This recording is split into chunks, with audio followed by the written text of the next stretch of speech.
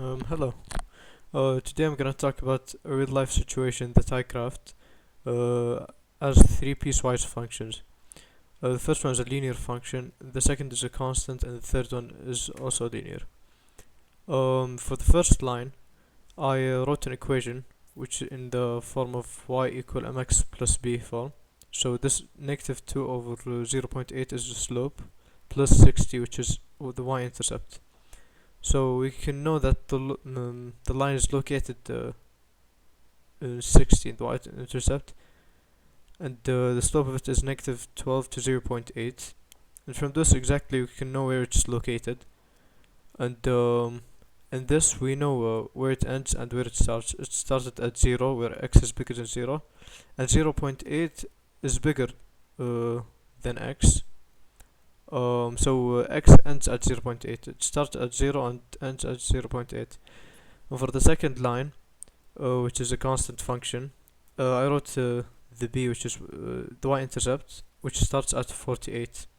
We can know that in the y-intercept it starts at 48, and so the line starts from the x-intercept from 0.8 seconds and ends at 2.4 seconds.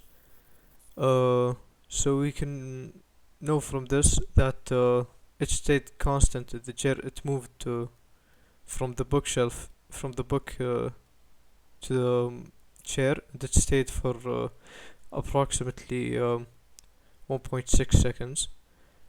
And for this one, it fell down real quick, and it took it less than 1 second, 0.8 seconds to fall from the book.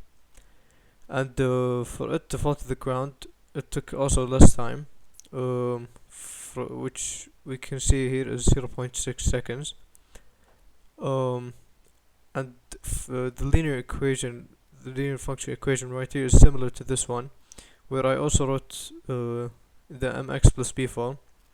So negative 8 over 0.1 is a slope, plus 48. So we can know that it starts at 48 in the y-intercept, and it ends at 0 in the y-intercept.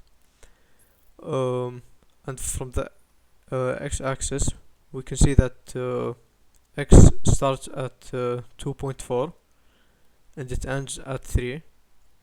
And this is an accurate explanation to show how I graphed these three piecewise functions, and how each equation is used and why I used it. And the results for this one is also accurate for each one. And so in brief, this is just me graphing a real life situation and graphing it as three piecewise functions to explain it in a graph. And for the first line, the domain and range, the domain is all numbers across the x-axis, where it started till where it ends. So it started at 0 and it ended at 0.8. So this is domain. And the range is the same but for the y-axis. So it started at 48. This line started at 48 in the y-intercept and ended at 60. And for the second line, which is a constant line, it started at 0.8 and ended at 2.4. So the domain is 0.8 comma 2.4. And for the range, there is no movement up or down in the y-axis, so the range would be 0. And for the third line, which is the second linear function, the domain is 2.4 to 3. In the x-axis, it started at 2.4 and ends at 3. And for the range, which is the y-axis, it started at 0 up all the way until 48. And this is the domain range for each line. And just to explain again, the domain is the real numbers of the line across the x-axis, and the range is across the y-axis. And thank you for listening.